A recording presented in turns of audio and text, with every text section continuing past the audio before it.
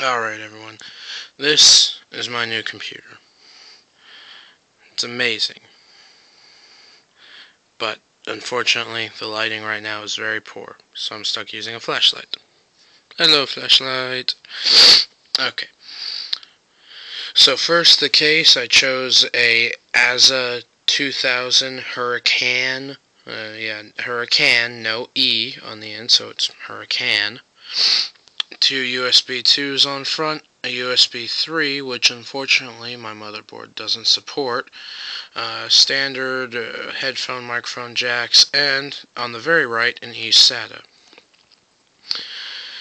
For the disk drive I chose an LG Blu-ray read-write. I picked it up on Cyber Monday for $60. Woo! Got room for 3 more if I need more. And then this right here opens up. 2 fans. One unfortunately is unplugged because I ran out of plugs on my motherboard. Because there are 2 fans on front, 1 on back, 1 actually on this side to cool the back of the processor, 2 230mm fans on this side, and 2 on top.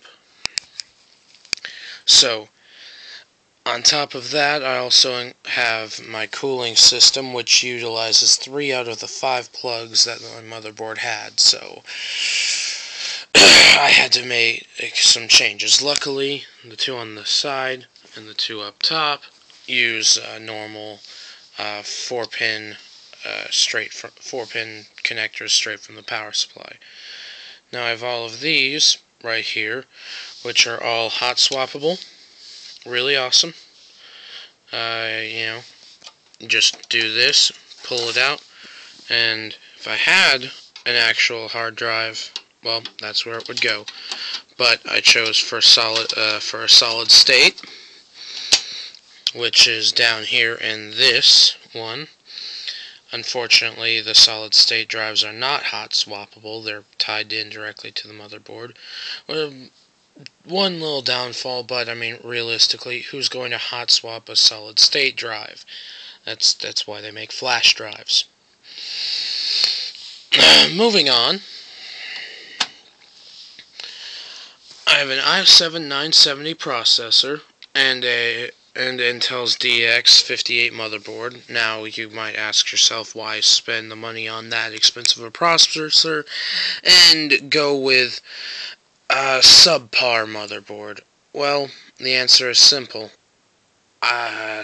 With buying the motherboard and the processor, I got about $800 off normal retail. So, that's a no-brainer there.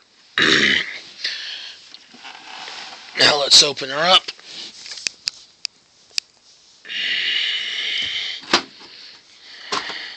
Alright, undid the screw. So you see there's the 2 230mm fans, which also have a couple of LEDs on them, so they glow in a pretty brutal blue. Let's see if I can mount my light somewhere. Hopefully, maybe, possibly, please.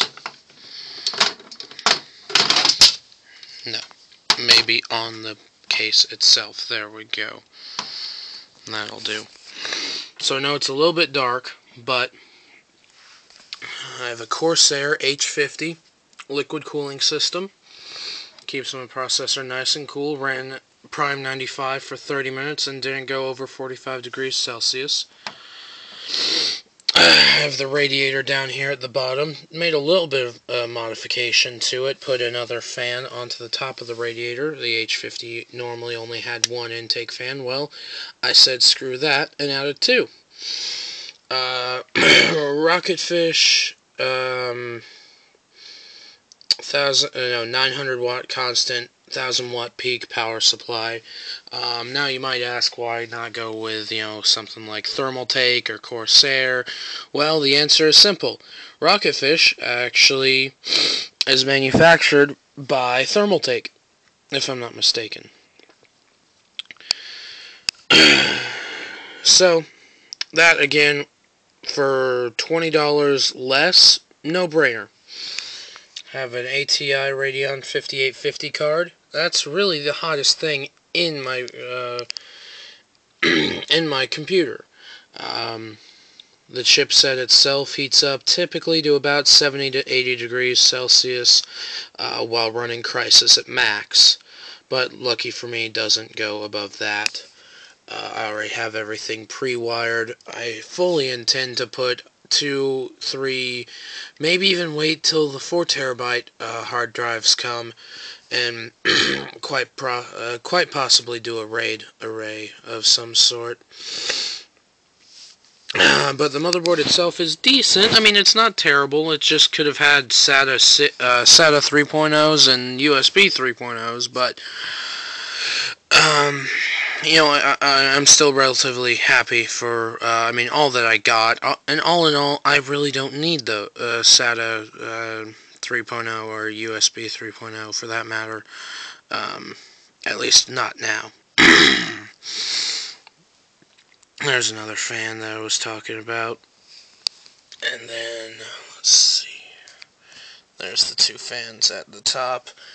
It's pretty. The case itself is pretty cool because behind here, I don't know if this is a good angle or not because I'm not looking, but there are 2 switches that control the top fans.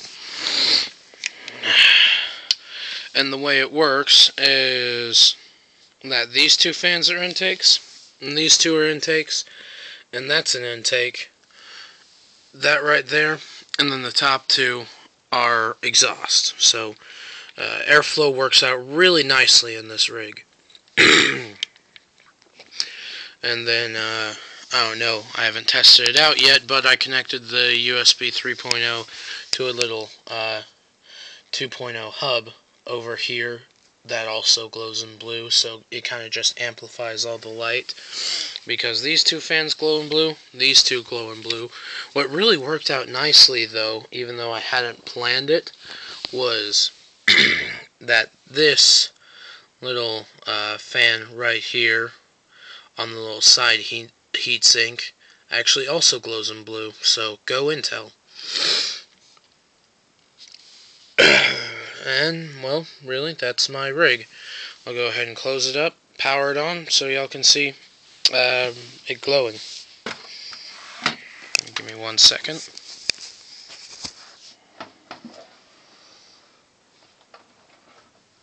Sorry, I've got to use both hands for this. Unfortunately, I haven't mastered the art of single-handed case closing. Alright. One other thing I love about the solid state is my computer's ready to go in 15 seconds.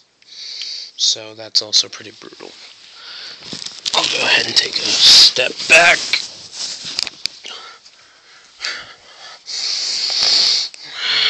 Press the power button. And it's alive. So, front fan is glowing in blue. Normally the one right underneath it would, but again, it's not connected to a power source, nor does it really need to be. But I would really like it, so I ordered a splitter cable to connect 3-pin fans directly to a power supply. That's actually the USB hub that's making that light. And then the 2 230mm fans on the side. And I probably shouldn't have closed it up, because I'm just going to open it up to show you the bright glowing fan that's attached to the heatsink on the side of the processor. So yeah, that's my rig. Now I'm gonna get back to gaming. If any of you know what is a more hardcore game to run than Crysis at max, I would really love to try it out, because on average I get about 30 frames a second with Crysis at max everything. So please help me out tell me a game that just punishes computers. I would love to see if I can run it. This is I Seeing Eye to Eye. Thanks for watching.